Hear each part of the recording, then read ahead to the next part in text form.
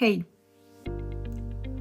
Ma tahan sinuga rääkida natukene tehisintellektist põgusalt.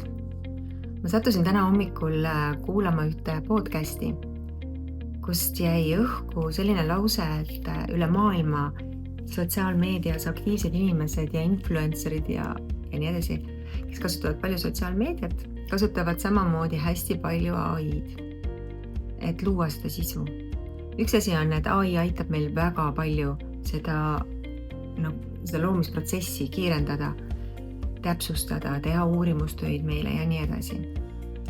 Aga mis jäi õhku sellest podcastist oli see, et kõik influencerid juba ja kõik sotsiaalmeedia loojad kõlavad ühtemoodi. Sest kui sa võtad selle teksti, mille AI teeb, sa paned selle teleprompterisse, see tähendab, et see tekst jookseb sul siin telefoni sees. Ja siis hakkavad need loojad kõik kõlama ühtemoodi. Sest AI keel on väga spetsiifiline keel. Kui sa ei oska teda nii-öelda nagu õpetada või treenida, kasutama teistmoodi sõnastust, siis see kõlabki ühtemoodi.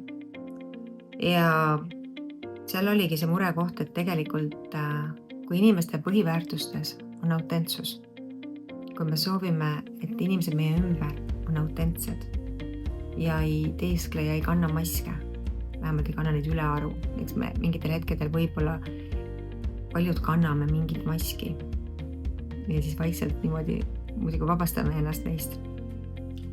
Aga see panigi mind mõtlema sellest, et kas me nagu teame, mis meie väärtused on. Et tuleb välja, et väga paljud inimesed soovivad, et asjad oleksid ikkagi reaalsed ja seda enam, et AI suhtes on päris palju kõhkluseid, kohati kartuseid, et mis edasi saab siin lähiaastatel ja täiesti arusaadav.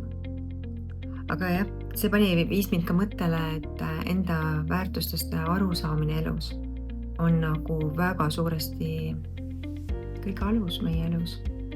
Kas me elame oma väärtuste järgi? Kas me tunneme, et me oleme nagu joondunud?